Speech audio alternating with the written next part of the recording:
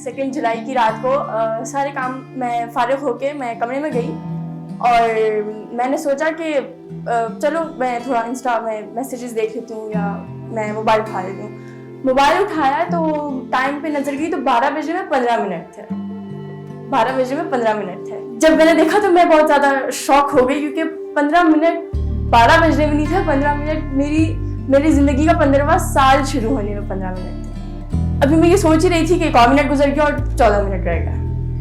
14 minute में मुझे ख्याल आया कि मेरी ज़िंदगी के 14 साल मैं किन नए लोगों से मिली हूँ या मैंने क्या नई खुशियाँ मनाई हैं या मैंने क्या कुछ अचीव किया है। मुझे ये ऐसा ख्याल आया जब वक्त में नजर गई तो 12 बजे में 13 मिनट थे और मैं बहुत ज़्यादा 13 मिनट गुजर गए, कुछ होने वाला है। तो उसमें मुझे ख्याल आया कि अच्छा शायद मैं इस साल में 13 लोगों से मिली हूँ, क्योंकि जैसे कि आप लोगों को पता है कि ये कोविड ने पूरा साल बर्बाद कर दिया, तो मैं शायद नए 13 लोगों से मिली हूँ। देखते ही देखते 9, 10, 5 मिनट गुजर गए और मुझे ना अपने घर में थोड़ी हलचल सी महसूस हुई कि कोई आंखों में बात कर रहा है तो कोई इशारे कर रहा है, कोई सोच रहा है कि क्या करना है। तो इसको देखकर ना मुझे थोड़ा सा शक सा हुआ कि शायद कोई ना घर पे आने वाला है या शायद कुछ होने वाला है या शायद कोई बहुत ही बड़ा कोई केक आ जाएगा।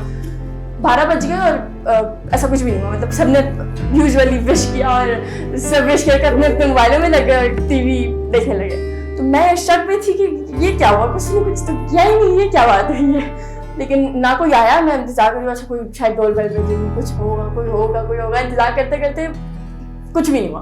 बाबा उठे और बाबा ने कहा कि अच्छा बस चलो बस करो, बस जाओ बिस्तरों पे जाओ। यूजुअली एक रात को सेंटेंस होता है कि फजर भी नहीं उठ पाओगे। तो उन्होंने यही कहा और टीवी बंद किया, वो चले गए। उन्होंने ये कहा तो मैं इतनी मैं अजीब सी हो गई कि क्या कोई आएगा नहीं या क्या कुछ होने नहीं वाला कि ये क्या बात है, बस ऐसे ही हो जाएगा। मेरी बर्थडे है, कुछ तो हो, लेकिन कोई नहीं आया। मैंने बोला अच्छा, उन्होंने कह दिया था, मैं बस चुपचाप से मैंने मोबाइल उठाया, मैं कमरे में चली गई। मैं कमरे में गई तो मैंने बिस्तर झाड़ा और मैं लेटने लगी। थोड़ी देर में मेरा भाई आया, यासिर। वो आया और उसने मेरा हाथ पकड़ा, उसने कहा चलो बारिश होने वाली है, हम ना ऊपर से कपड़े ले आते हैं, तुम्हारा यूनिफॉर्म है। मैंने बोला मेरा कौन सा यूनिफॉर्म है, मेरा तो कोई यूनिफॉर्म नहीं है। मतलब एक तो पहली बात बारिश नहीं होने वाली और दूसरी बात यूनिफॉर्म तो नहीं है, मैं सुबह ले आई थी, सब कुछ हो चुका है। लेकिन वो जज्बाती है, वो उसने बस मेरा हाथ पकड़ा, मुझे ऊपर ले जाने लगा ना।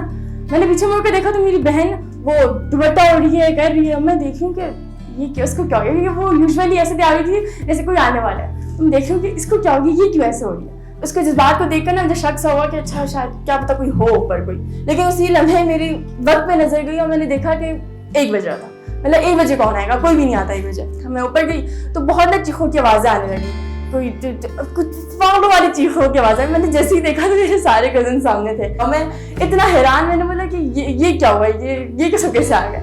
भाई ने बिल्कुल मेरे ना मुंह पे पॉपर फोड़ा और वो जाकर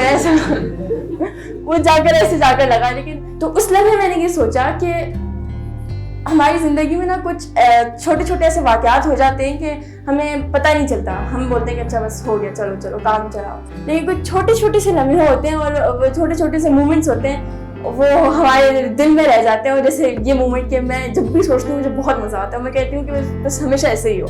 तो अगर आपकी ज़िंदगी में भी कोई ऐसे लोग हैं या लम्हे हैं तो उन्हें रोक लीजिए और मतलब थाम लीजिए, क्योंकि पता नहीं कल वो हो या ना।